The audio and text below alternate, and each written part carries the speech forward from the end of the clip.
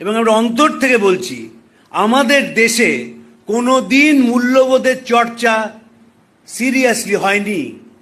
যদি মূল্যবোধের চর্চা হতো, যে অপমান করে সিরাজদৌল্লাকে মারা হয়েছিল, রবার্ট ক্লাইভ তার আত্মজীবনীতে লিখছেন যে যারা দুপাশে দাঁড়িয়েছিলেন তারা যদি একটা করে ইঁট মারতেন তাহলে ইংরেজ বাহিনী, ইস্ট ইন্ডিয়া কোম্পানির বাহিনী শেষ হয়ে যেত। কিন্তু আমরা মারিনি। আমরা কিন্তু সূর্য সেনকে ব্রিটিশের হাতে ধরিয়ে দিয়েছিলাম। আমরা কিন্তু বিপ্লবীদের পদে পদে হেনস্থা করেছি। আমরাই কিন্তু রবীন্দ্রনাথ এবং বিবেকানন্দকে তারা যখন বেঁচে ছিলেন নানাভাবে অপমান করেছি। একজনকে বলা হতো বিবেকানন্দ নন, উনি তো বিবিকা আনন্দ। আমরাই বলেছি, কিন্তু আমরাই কিন্তু তার দেহ চলে যাওয়ার পর লিখেছি খবরের কাগজে, দ্য মিট ইটিং স্বামী of Belur Math is dead. রবীন্দ্রনাথকে বাধ্য করেছি লিখতে, এই মণিহার আমায় নাহি সাজে। ফলে আমাদের দেশে কোনোদিন মূল্যবোধ ছিল না। স্বামীজির কথা, আমাদের শাস্ত্রে মহাসাম্য, কাজে মহাভেদ বুদ্ধি। এখানে তো এত মানুষ উপস্থিত আছেন, আপনারা হাত তুলে বলুন তো, কাদের বাবা মা তাদের হাতে স্বামীজির বই তুলে দিয়েছিলেন এবং সবাই মিলে একসঙ্গে পড়েছিলেন? 1902 সালে স্বামীজি চলে যান। 1907 সালে প্রথম কমপ্লিট ওয়ার্কসের খণ্ডটি বেরোয়। কজনের বাবা মা তাদের সন্তানকে স্বামীজির বই হাতে তুলে দিয়ে বলেছিলেন যে এটা চলো আমরা একসঙ্গে পড়ি? পড়া যেত তো, পড়া হলো না। ফলে এই যে আমরা আস্তে আস্তে বর্তমান প্রজন্মে এসে পৌঁছালাম, তার একটা অদ্ভুত ইতিহাস আছে। 90 সাল থেকে আমাদের দেশে উদারীকরণ শুরু হলো। যেই উদারীকরণ শুরু হলো, আমরা নির্লজ্জভাবে ভোগবাদী হয়ে গেলাম। বুকের যে মোবাইল রাখা হয়, সেখানে যদি খাওয়া আপেল না থাকে আমাদের জাত ওঠে না। আমরা যতই ভক্তের ভান করি না কেন, নিজেরা ভোগে ডুবে আছি। এবং এইখান থেকেই বিবেকানন্দকে শুরু করতে হবে। শিষ্য শরৎচন্দ্র চক্রবর্তী বহু মানুষের মতো স্বামীজিকে জিজ্ঞেস করেছিলেন, আপনি এদেশে কিছু বলেন না কেন? বাস্তবিক কলম্বো থেকে আলমোড়া এই বক্তৃতার পর তো এদেশে কিছুই বললেন না স্বামীজি। দ্বিতীয়বার বিদেশে ফেরার পরে আর কোনো বক্তৃতাই নেই। শেষ বক্তৃতা শিলংয়ে, সেটাও পাওয়া যায় না। কেন বললেন না? স্বামীজি তার নিজে ব্যাখ্যা দিয়েছিলেন, তোদের দেহে বল নেই, মস্তিষ্কে বুদ্ধি নেই, আগে ভোগ করতে শেখ, তবে বুঝতে পারবি। যে কত বড় কথা ভাবা যায় না। আমরা ভোগ করতে শিখেছি, এখন বিবেকানন্দকে প্রয়োজন। আমাদের ভারতীয় দর্শনে দুটি কথা আছে, কাল এবং ক্ষণ। কাল হচ্ছে টাইম আর ক্ষণ হচ্ছে মোমেন্ট। ভারতীয় দর্শন এই দুটির ওপর অদ্ভুতভাবে জোর দিয়েছে এবং ক্ষণ আমাদের খুব প্রয়োজনীয় একটি ব্যাপার। বিবেকানন্দ চর্চার এই হচ্ছে যথার্থ সময়। তার কারণ ভারতবর্ষে 90 সালের পর থেকে আমূল পরিবর্তন হয়ে গেছে। ভোগের এমন কোনো জিনিস নেই যেটা আমাদের দেশে নেই। যে কোনো পৃথিবীর যা কিনতে চান, যদি পকেটে পয়সা থাকে, জুতো বলুন, জামা বলুন, আমাদের কোনো অভাব নেই। শুধু আমরা যেহেতু কোনোদিন মূল্যবোধের চর্চা করিনি, তাই আমাদের হৃদয়টা কিছু নেই, একেবারে শূন্যে গিয়ে পৌঁছচ্ছে। এবং কাদের পৌঁছচ্ছে? যারা ক্রিমি লেয়ার, যারা ভারত স্কুল কলেজে পড়াশোনা করেছে, অনেক নম্বর পেয়েছে, বড় চাকরি করছে, তাদের মধ্যে মূল্যবোধের অবক্ষয় সবচেয়ে বেশি। কিছুদিন আগে আমি কলকাতা পুলিশের ডেপুটি কমিশনার ট্রাফিকের কাছ থেকে একটা স্ট্যাটিস্টিক্স নিচ্ছিলাম যে আমাদের রাত্রিরে তো ট্রাফিক ফ্লাউট করা হয় যখন পুলিশ থাকে না, আর তখন সিগন্যাল ভাঙে। অবাক হয়ে দেখলাম সে সিগন্যাল যে ভাঙে সেটা কিন্তু ওলা উবের ভাঙে না, ভাঙে হচ্ছে owner driven private cars, BMW, Porsche, Skoda, Mercedes. তারা রাত্রির বেলায় অনায়াসে অবলীলাক্রমে তারা ট্রাফিক ফ্লাউট করে চলে যায়। হাইওয়েতে যত বড় বড় অ্যাক্সিডেন্ট হচ্ছে, গাড়ি একেবারে শেষ হয়ে যাচ্ছে, মানুষ মারা যাচ্ছে, সব কিন্তু 40 লাখ টাকার ওপরের গাড়ি। এই যে আমাদের দেশের ওপরের শ্রেণীটা মূল্যবোধহীন, সেটা তলায়ও চলে আসছে।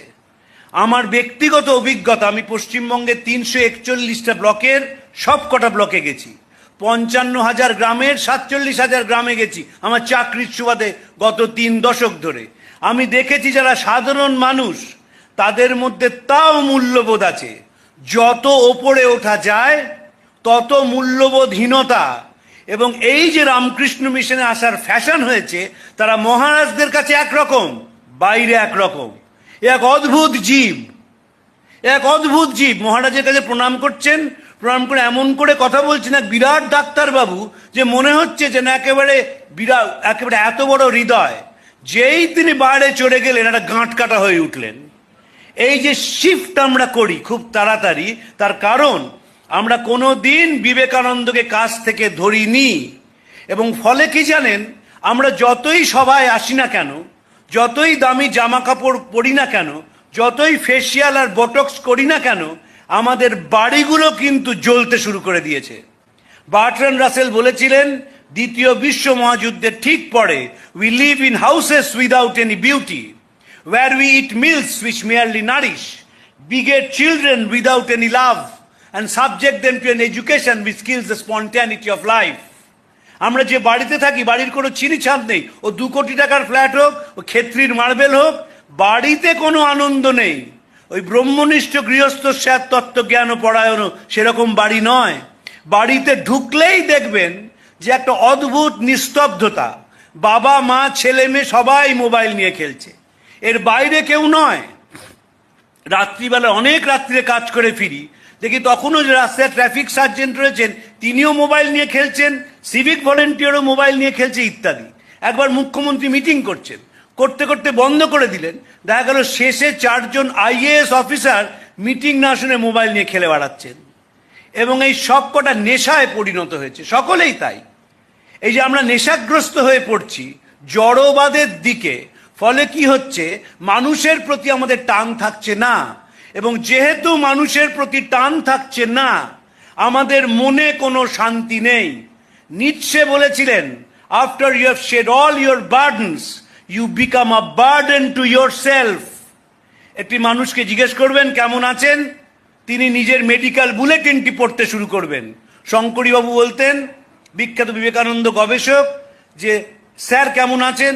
বলতেন, দেখো ভাই, আমার যদি শরীরের কথা বলতে হয় 5 মিনিট লাগবে, এবার তোমার শরীরের কথা শুনতে হবে, তাতে আরো 5 মিনিট লাগবে, 10টা মিনিট চলে যাবে। তার থেকে চলো স্বামীজি পড়া শুরু করি। স্বামীজি কেন পড়া দরকার? দরকার হচ্ছে নিজের জীবনটাকে শান্ত করার জন্য এবং শান্তি পাওয়ার জন্য।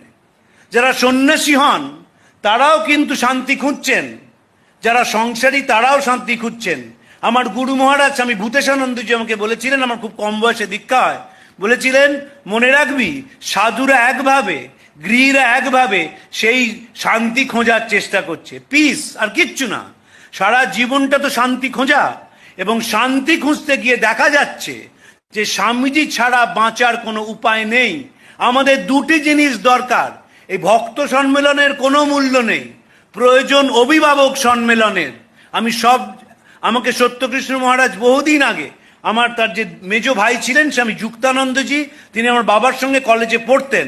ফলে এই ভট্টাচ পরিবারের সঙ্গে আমার অন্তরের টান ছিল জীবনের প্রভাত বেলা থেকে। তো সত্যকৃষ্ণ মহারাজ প্রায়ই বলতেন যে প্রয়োজন অভিভাবক সম্মেলন। যদি বাবা মাকে ঠিক না করা যায়, তাহলে ছেলে মেয়েদের ঠিক করা সম্ভব নয়।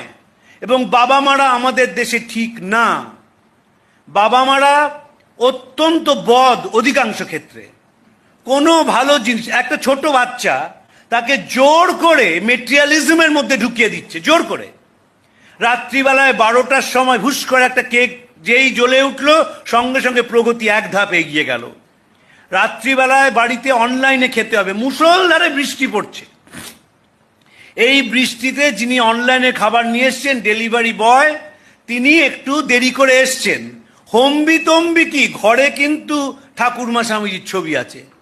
একবারও মনে হলো না যে জলের মধ্যে একটি ছেলে, যে তোমার বাড়িতে জন্মালে ভালো স্কুল কলেজে পড়তো, কি অসীম কষ্ট করে জীবনের বাজি রেখে গরম খাবারটা বাড়িতে পৌঁছে দিয়ে গেল। যেভাবে রাস্তায় মোটরসাইকেল চালায়, ইদানিংকালে তো 10 জন যারা ডেলিভারি বয় তারা মারাই গেলেন অ্যাক্সিডেন্টে।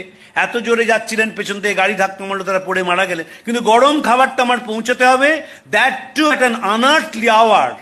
হঠাৎ 12টার সময় রাত্রিরে মনে হলো যে জল তো খাচ্ছিলাম, একটু ইলিশ মাছ আর ডিম, এই খিচুড়ি খেলে কেমন হয়। সঙ্গে সঙ্গে অনলাইনে করা হলো এবং বলা হলো যেন খাবারটা সময় মতো চলে আসে। আমি ইদানিংকালে ডেলিভারি বয়দের বিবেকানন্দ পড়াতে শুরু করেছি। আপনারা যদি যান বালিগঞ্জ সার্কুলার রোডে, আগে যেখানে ম্যাক্স মিউলার ভবন ছিল তার উল্টো দিকে দেখবেন অনেক কটা স্কুটার দাঁড়িয়ে থেকে, ওখানে একটা বড় ডেলিভারি বয়দের রাত্রিরে গল্প গুজব হয়, সেখানে আমি স্বামীজি পড়াতে শুরু করেছি। এবং বুঝতেই পারছেন স্বামীজিদের পড়ানো কঠিন, তাই স্বামীজির ছবি দিয়ে পড়াতে শুরু করেছি। আমি নিয়ম করে সপ্তাহে একদিন অফিস থেকে ওখানে যাই, এবং এদের মধ্যে পরিবর্তন যদি না আসে তাহলে সমাজের একটা বড় দিক, আমাদের তো কোনো অনুভূতি নেই কাদের প্রতি। একজন মানুষকে আমি দেখেছি আমার গোটা জীবনে এ পর্যন্ত, তিনি 2 প্যাকেট খাবার অর্ডার করেন। তিনি বিদেশে থাকেন, প্রত্যেক বছর এদেশে আসেন এবং আবার বিদেশে চলে যান। 2 প্যাকেট অর্ডার করেন, একটি নিজের জন্য, একটি ডেলিভারি বয়টির জন্য। আমাদের নেই কারোর প্রতি দরদ। অথচ আমরা ভালো স্কুল কলেজে পড়ি, ভালো স্কুল কলেজে পড়াশোনা করেছি, কিন্তু যেই মূল্যবোধের প্রশ্ন আসে আমরা শূন্য। মনে রাখতে হবে, হৃদয়হীনতা যদি আমরা পাল্টাতে না পারি, আমাদের কিন্তু বিপদ কেউ ঠেকাতে পারবে না। আর কয়েক বছর পরেই বাড়িগুলো জ্বলতে শুরু করবে, কারণ বিশ্বাসহীনতা বাড়ির মধ্যে ঢুকে পড়ে গেছে। ওই একটা ছাতের তলায় আমরা থাকি, স্বামী স্ত্রী ছেলে মেয়ে একসঙ্গে যে আছি, ভাবার কোনো কারণ নেই একের সঙ্গে অপরের অন্তরের যোগ আছে। এক ছাতের তলায় থাকি এইমাত্র। পাল্টাতে হবে এটা। এবং স্বামীজি বারবার বিশ্বাস করেছেন, বলেছেন আমাদের অতীত ছিল গৌরবের, ভবিষ্যৎ আরো গৌরবের হবে। আমাদের দেশে এখনকার ছেলে মেয়েদের ওপর আমার অগাধ বিশ্বাস, অগাধ বিশ্বাস, কারণ তাদের একটা ট্রুথফুলনেস আছে। তারা নিজেদের কাছে নিজেরা বড় বেশি পরিষ্কার। যখন কলকাতা শহরে করোনা এলো দেশময় এবং কলকাতা এফেক্টেড হলো, তখন পথ কুকুরদের প্রতি যা টান দেখেছি এখনকার ছেলে মেয়েদের, অতীতে কখনো ছিল না। আমি দক্ষিণ কলকাতায় থাকি, আমার নিজেরও পোষ্য আছে। সকালবেলা তাদের বেড়াতে নিয়ে যাই, তখনও যেতাম, গিয়ে দেখি একটি ছেলে মেয়ে তারা পুলিশের সঙ্গে তুমুল তর্ক করছে যে বালিগঞ্জ লেকটাকে সকালে 5 মিনিট এবং বিকেলে 5 মিনিটের জন্য খুলতে হবে।